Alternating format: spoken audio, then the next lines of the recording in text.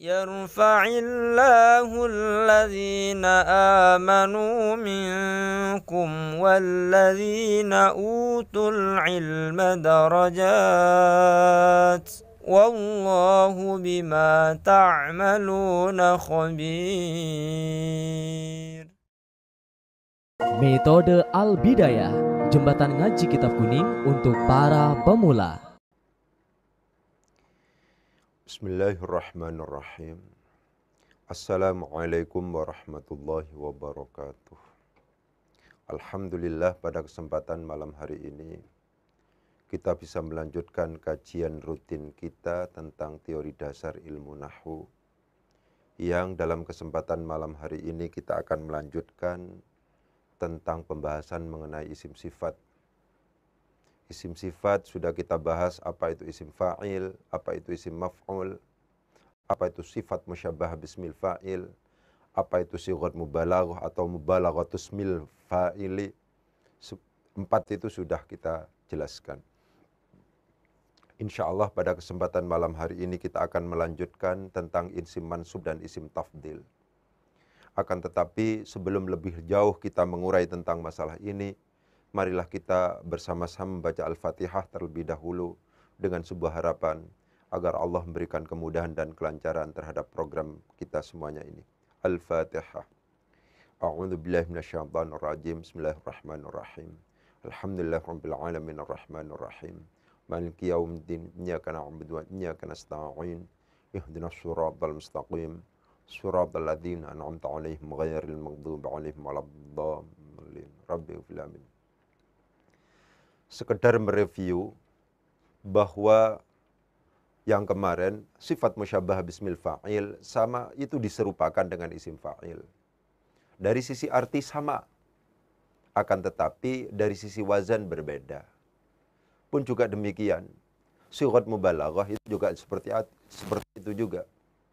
Dari sisi arti sama, akan tetapi ada kelebihan, ada dilebihkan. Berarti paling, berarti maha, dan seterusnya.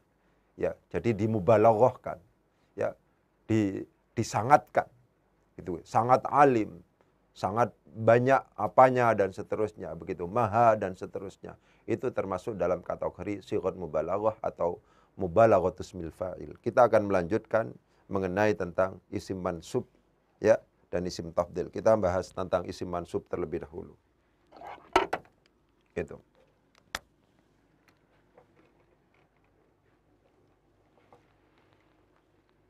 Ya, jadi kita akan membahas tentang isim mansub.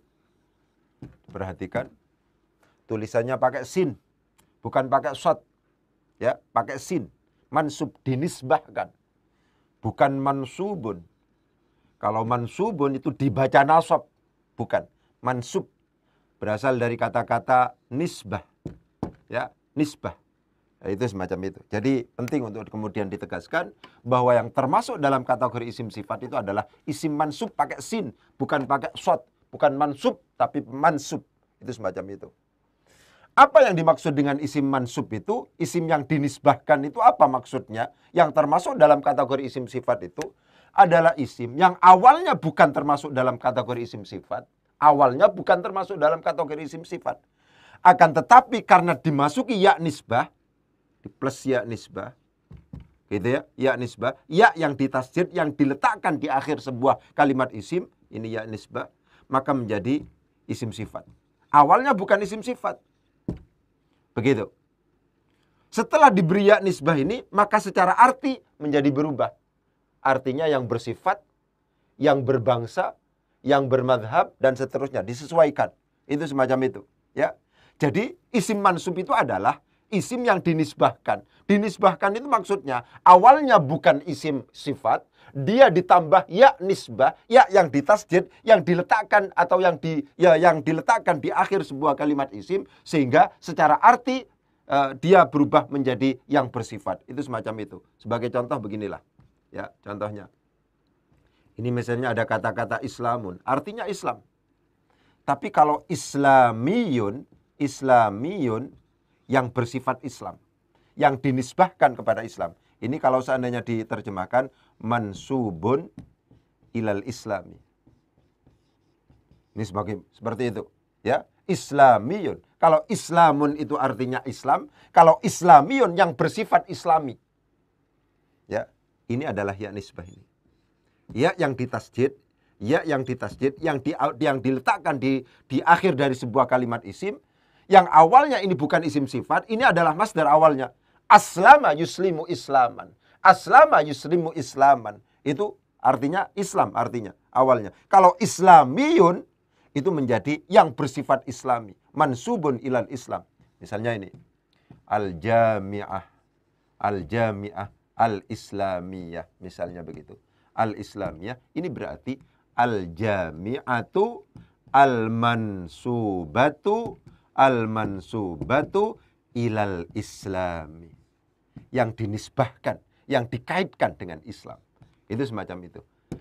Al-jami'ah al-islamiyah itu pengertiannya atau pemaknaan panjangnya adalah al-jami'atu al-mansubatu pakai sin. Al-mansubatu yang dinisbahkan ilal islami.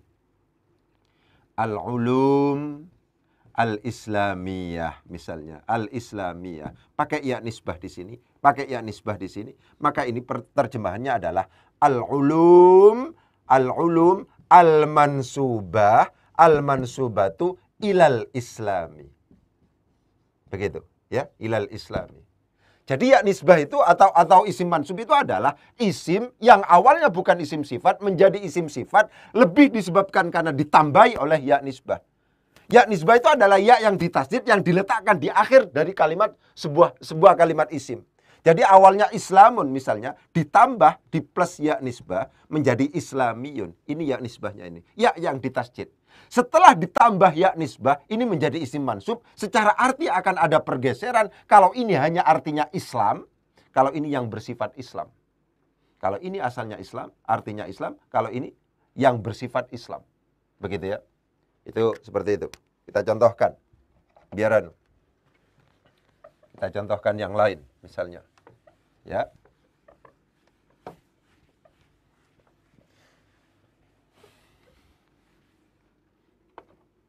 Ini.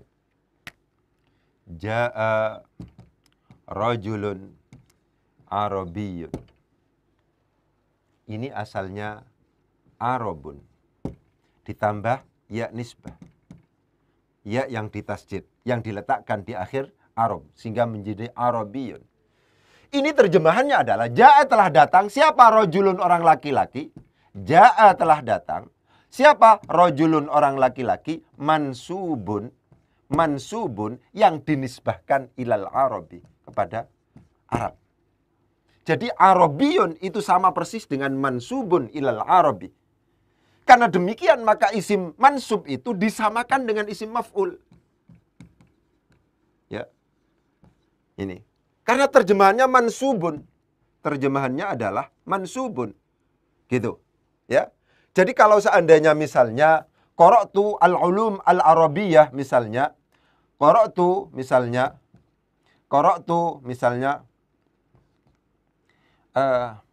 al-ulum misalnya.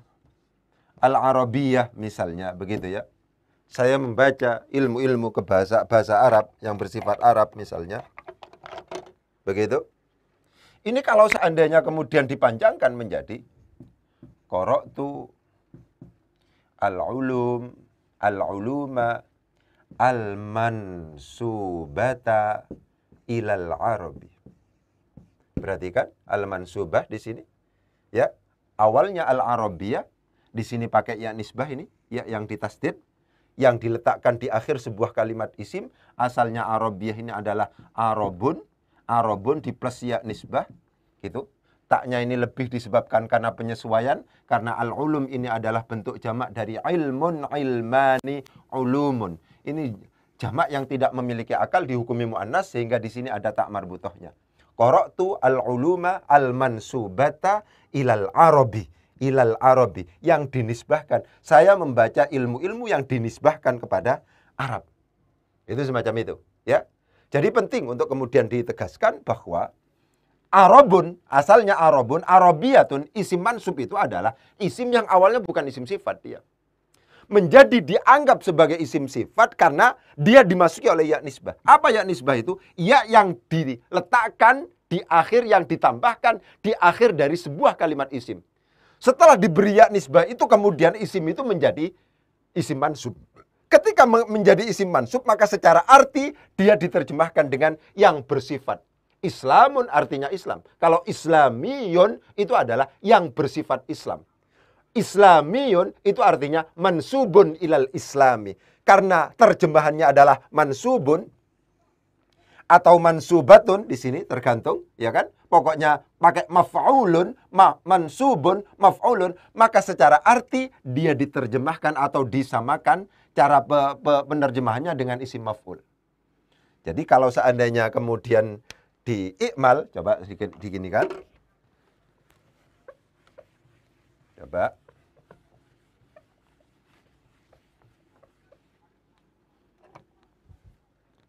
Ini Arabiyun Muhammadun. Ya. Adakah Arabiyun?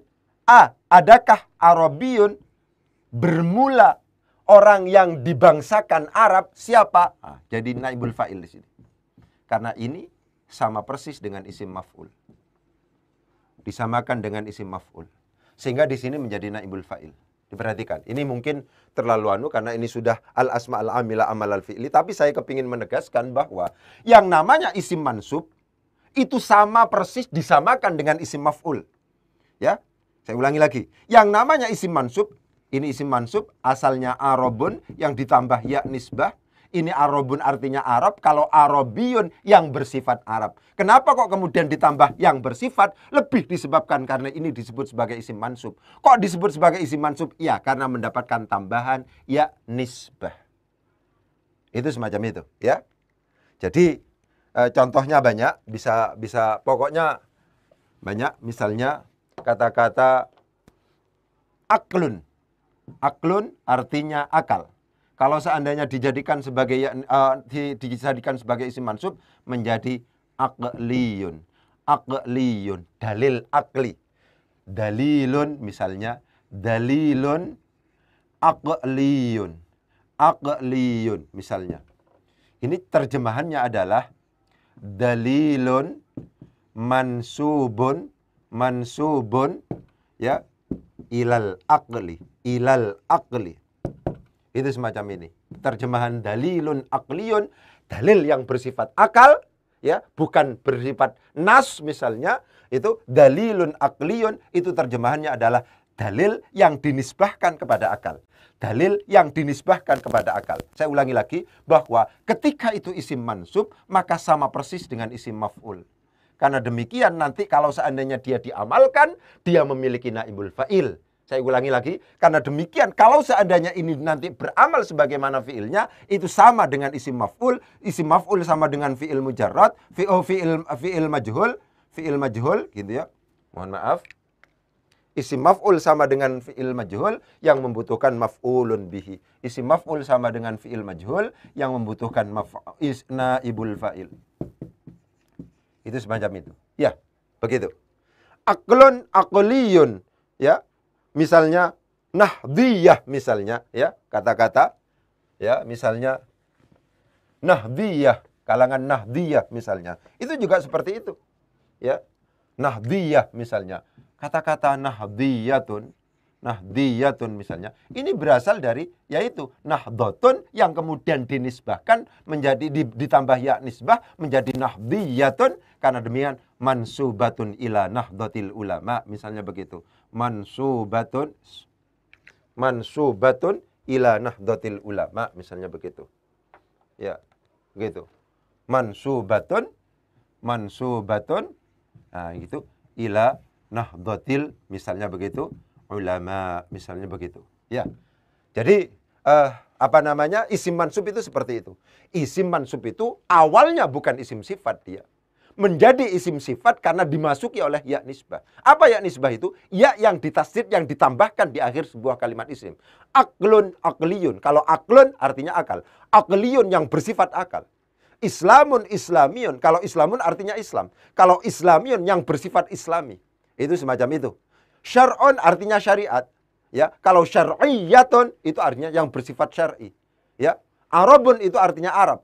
kalau Arabiyun yang bersifat Arab, dan seterusnya. Pokoknya caranya itu adalah isim ditambah ya nisbah.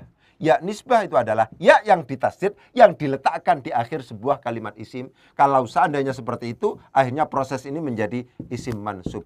Penerjemahan isim mansub itu ditambah yang bersifat kang bongso. Itu semacam itu, ya.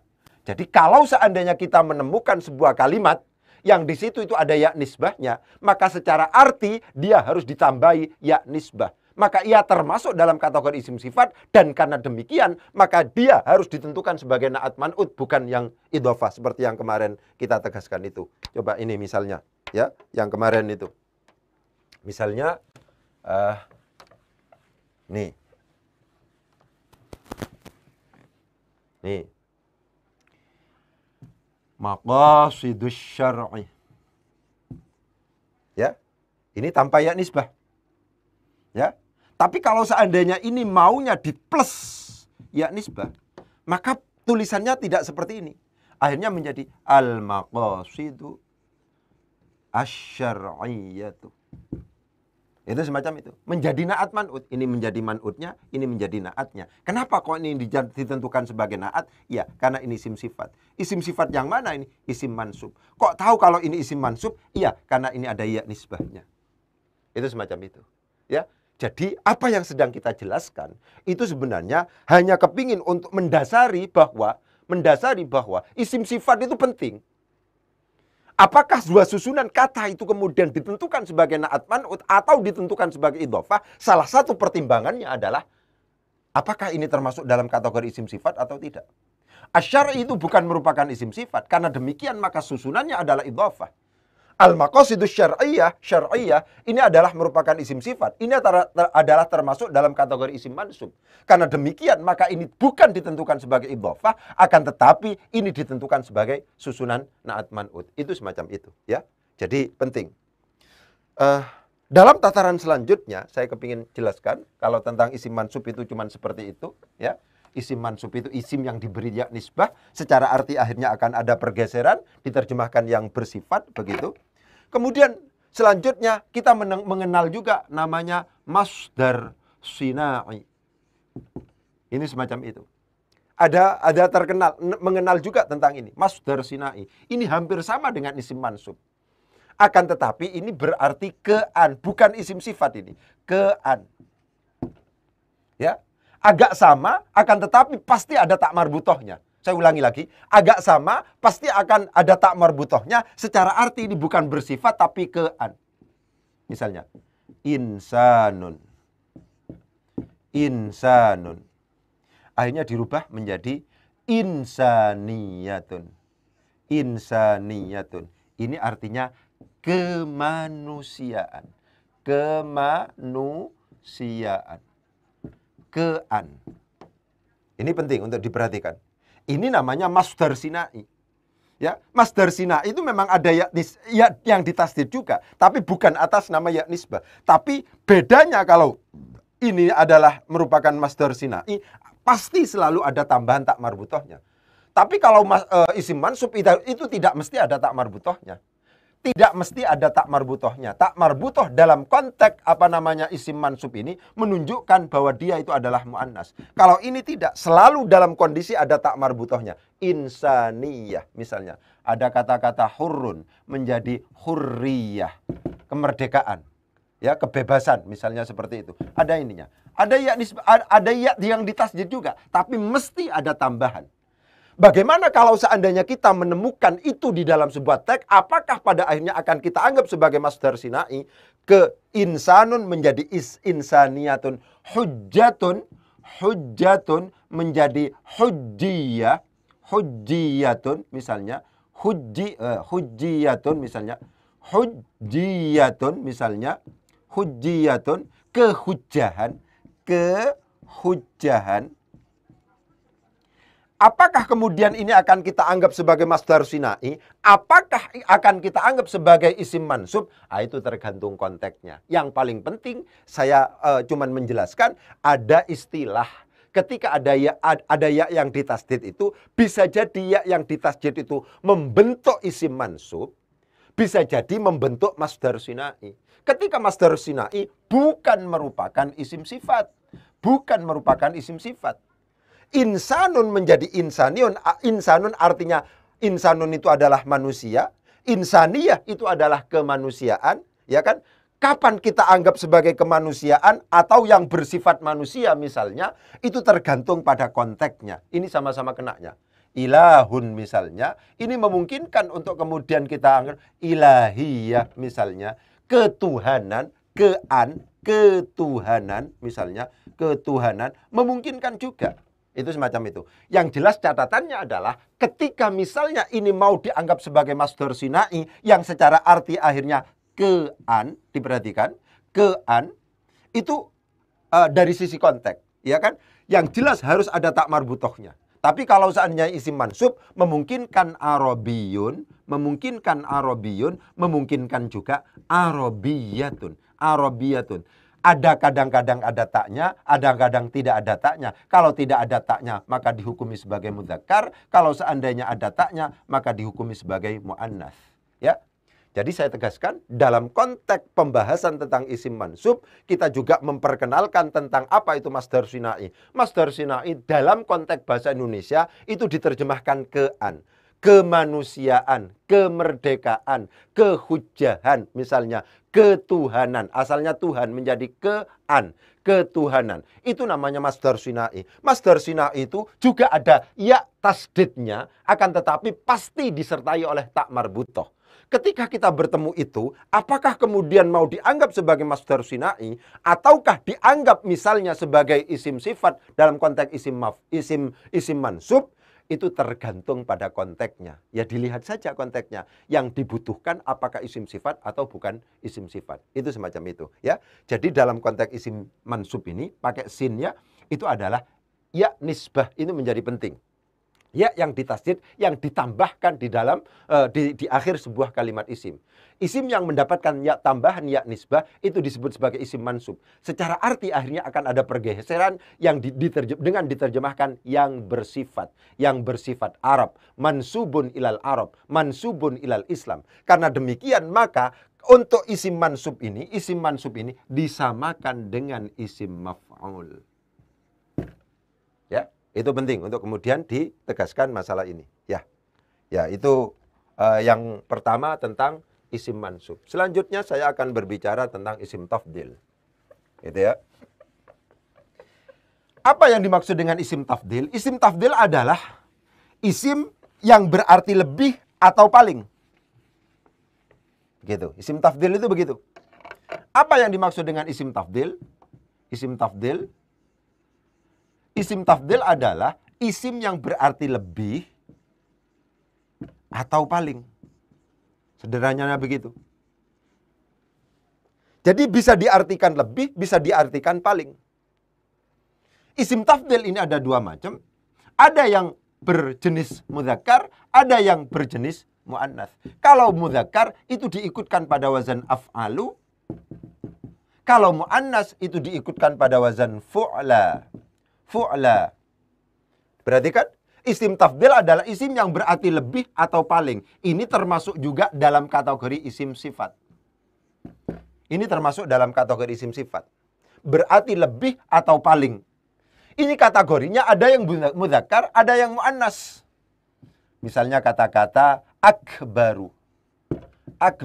Lebih atau paling. Lebih besar atau paling besar. Kalau seandainya diikutkan muannasnya menjadi kubro, fu'la, kiamat kubro, ya, kiamat kubro di sini. Ini yang muannas. Yang mudzakkar mengikuti wazan af'alu, yang muannas mengikuti wazan fu'la. Misalnya asgharu.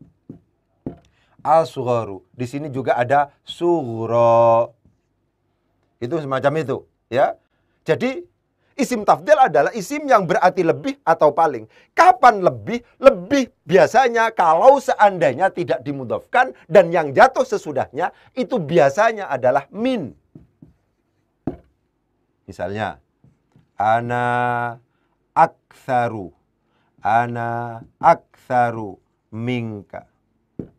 Ana Bermula saya adalah aktsaru, lebih banyak, minka, daripada, lebih di sini. Ya, misalnya begitu. Tapi aktsarun nasi misalnya, paling banyaknya manusia misalnya. Ini dimudhafkan, biasanya begitu. Ini berarti paling. Gitu. Jadi penting untuk kemudian ditegaskan, isim tafdil termasuk dalam kategori isim sifat. Apa isim tafdil itu? Isim yang berarti lebih atau paling. Dia berkategori mudzakkar, berkategori muannats. Kapan mudzakkar? Apabila mengikuti wazan af'alu. Akbaru, asgharu, ya, ajmalu, lebih penting, ahsanu, lebih bagus, dan seterusnya. Mengikuti wazan af'alu. Mengikuti wazan af'alu. Ya. Laqad khalaqnal insana bi ahsani taqwimin misalnya, bi ahsani taqwimin, dengan sebagus-bagus bentuk misalnya begitu. Itu semacam itu ya. Jadi mengikuti wazan af'alu, akbaru, asgharu, sehingga kita mengenal kata-kata istighatsah atau takbir misalnya, atau tahlil akbar misalnya ya. Kata-katanya tahlil akbar. Kenapa? Karena di sini muannats. Oh, mudzakkar. Ini juga mudzakkar. Tapi kalau seandainya istighatsah, ini menjadi kubro. Kenapa kok kubro? Karena di sini pakai tak marbutoh. Maka di sini harus disesuaikan sama-sama muannasnya. Di sini adalah tahlil, tidak ada tak marbutohnya. Maka di sini adalah pakai akbar. Tahlil yang paling besar. Istighatsah yang paling besar. Tapi di sini istighatsah pakai tak marbutoh. Di sini tahlil tidak pakai tak marbutoh. Berarti di sini mudzakkar. Karena mudzakkar di sini juga harus mudzakkar. Karena di sini muannats, maka di sini harus muannats. Untuk isim tafdil, muannasnya itu pakai wazan fu'la. Itu semacam itu, ya. Jadi penting untuk kemudian ditegaskan, salah satu dari isim sifat adalah isim tafdil. Salah satu dari isim sifat adalah isim tafdil. Isim tafdil itu adalah isim yang berarti lebih atau paling. Dari mana kita tahu bahwa itu berarti lebih atau paling? Dari sisi wazan. Kalau seandainya cara bacanya itu adalah mengikuti wazan af'alu atau fu'la, maka itu berarti, maka itu merupakan tanda-tanda bahwa itu adalah isim tafdil. Untuk af'alu itu adalah berjenis mudzakkar, untuk fu'la itu adalah berjenis muannats.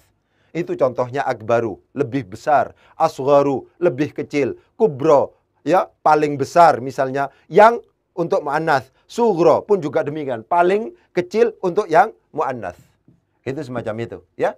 Jadi bisa berarti lebih, bisa berarti paling. Bagaimana? Apakah kemudian paling atau lebih? Itu tergantung pada teks. Itu yang sering saya nasihatkan kepada panjenengan semuanya, bahwa ketika kita sedang membaca kitab, kita harus mendialektikan kalimat sebelum dan sesudahnya. Kita harus berdialog dengan kalimat sebelum dan sesudahnya. Apakah misalnya dalam konteks isim tafdil akan kita terjemahkan dengan lebih atau paling? Itu tergantung pada konteksnya. Itu secara umum begitu.